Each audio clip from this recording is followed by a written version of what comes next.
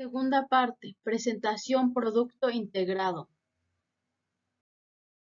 Violencia. Hace referencia a la fuerza e intimidación, la fuerza irresistible y las amenazas que generan el temor de sufrir un mal grave inminente que no se pueda contrarrestar o evitar en las personas o bien de la parte de un tercero.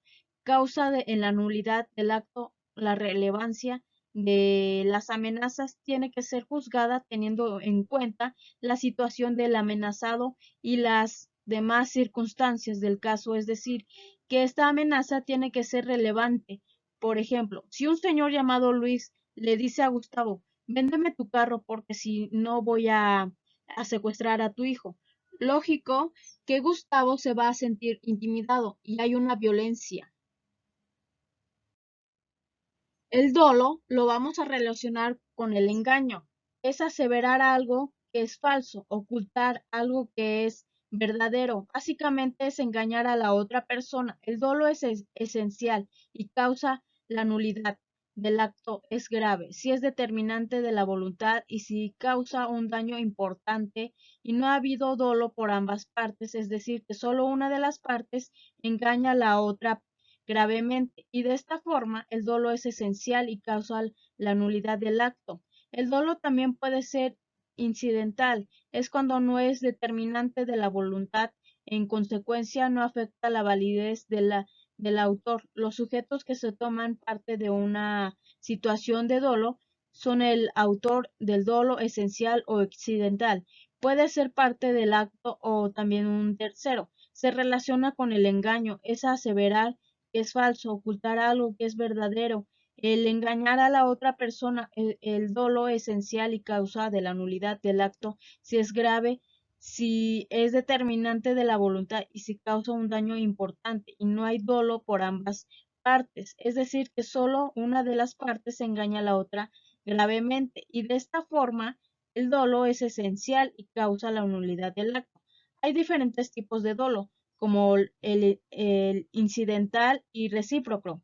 En cuando hay dos partes que van a celebrar un acto jurídico y ambas partes se engañan mutuamente, el actor es válido, ya que si el ordenamiento interfiere indefectiblemente va a determinar poniéndose del lado de alguno de los engañadores. Lesión cuando en la ignorancia, la experiencia mísera o el estado de necesidad de otra obtiene un lucro excesivo que sea evidente, desproporcional a lo que su parte se obliga, el, el perjudicado tiene derecho a pedir la nulidad del contrato o de la reducción equitativa de su obligación. Por ejemplo, Teresa sabe que Daniela no tiene estudios, no tiene educación, apenas sabe leer y escribir. Teresa sabe que Daniela tiene un terreno. Teresa habla con Daniela y le dice que quiere comprar su terreno porque ella ya evaluó el valor de ese. Teresa quiere pagar 200,000 pesos cuando el terreno cuesta 1,000,000 de pesos. Daniela accede a vender el terreno a Teresa. Teresa está actuando con dolo y mala fe.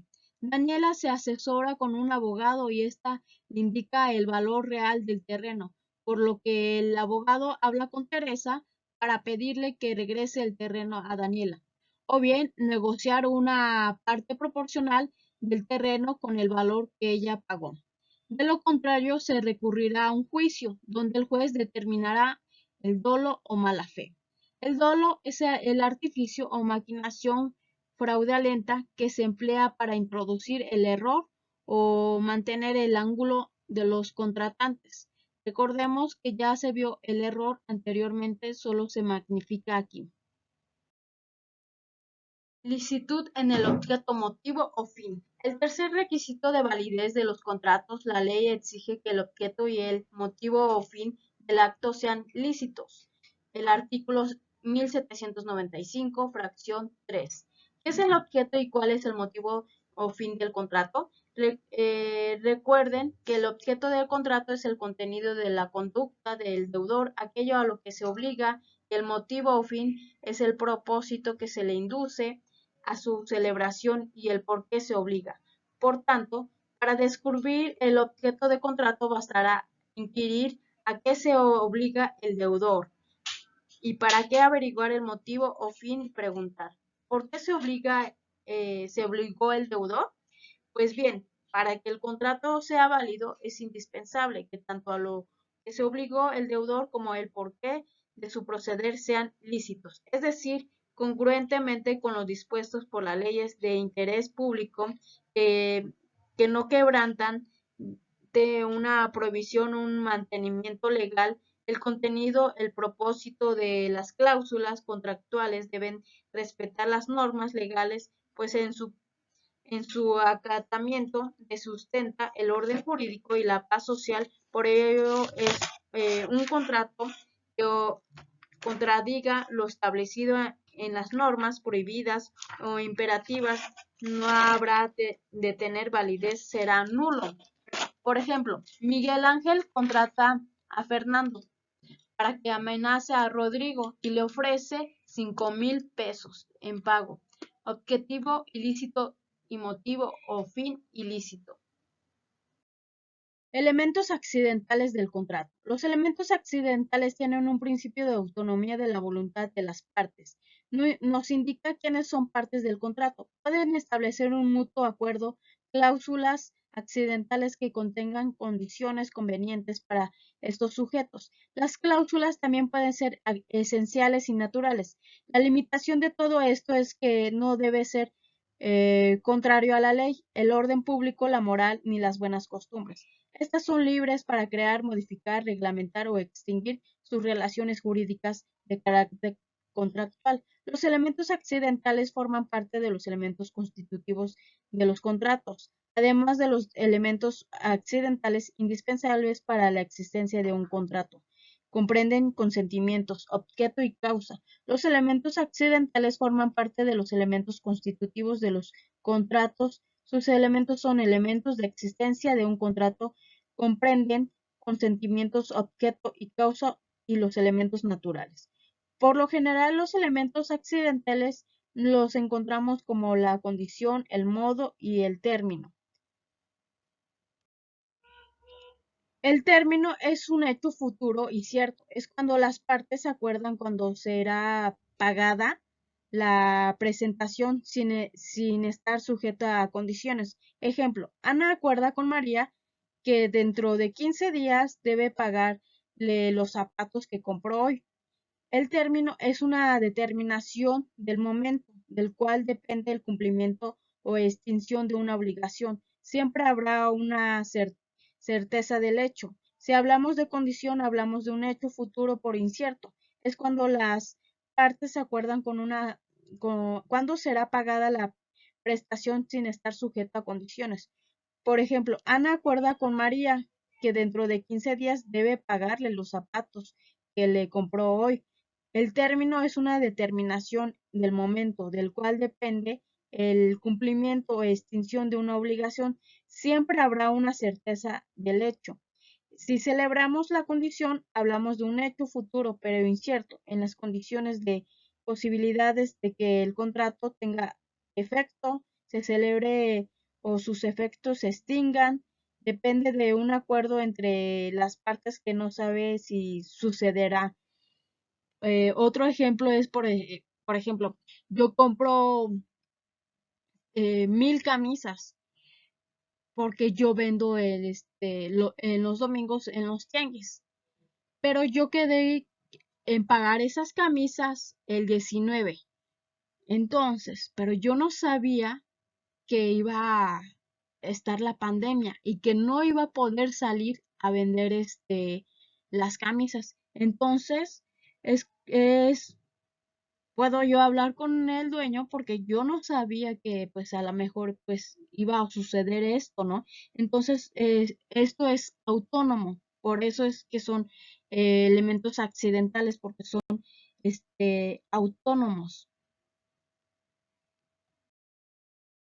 Teoría de las nulidades y del negocio jurídico.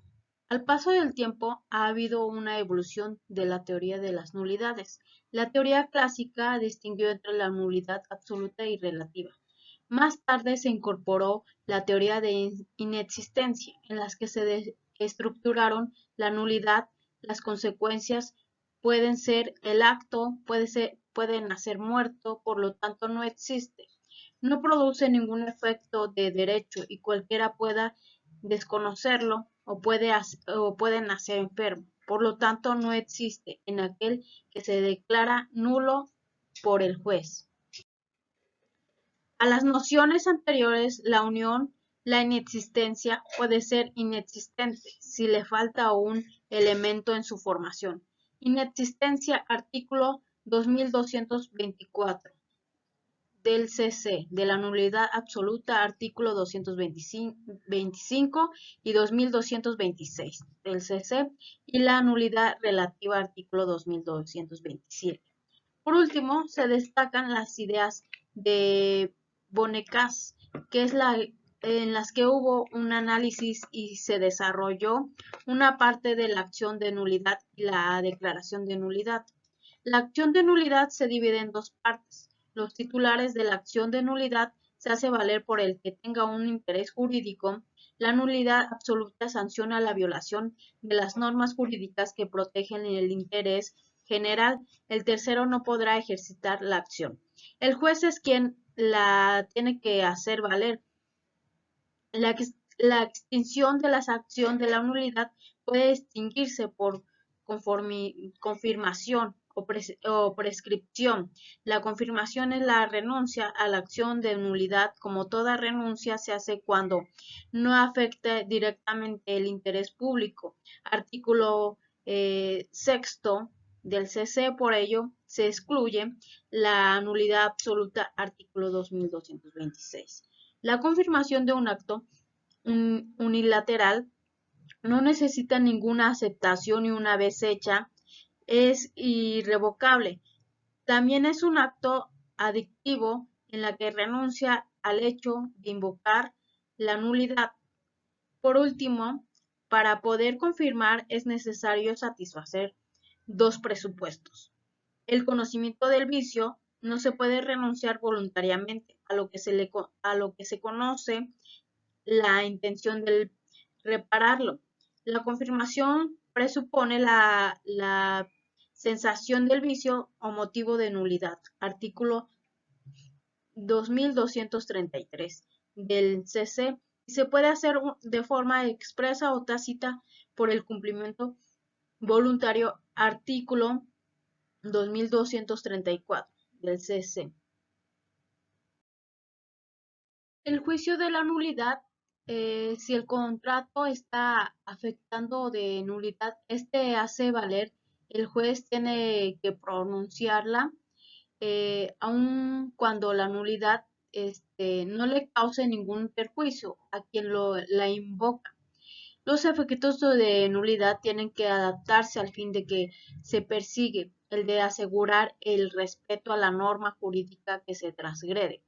La extensión de nulidad en el derecho positivo depende del acuerdo de voluntades. Si al celebrar el acto jurídico las partes han querido que solo subsistiera.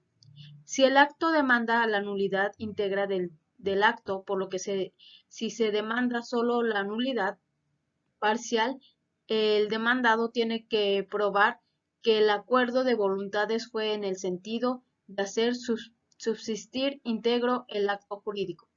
Es necesario tener siempre presente el fin de la misma nulidad, que es el de asegurar la eficacia de la norma jurídica transgredida. La nulidad integra el contrato no es necesariamente corresponde a los mejores intereses de la sociedad.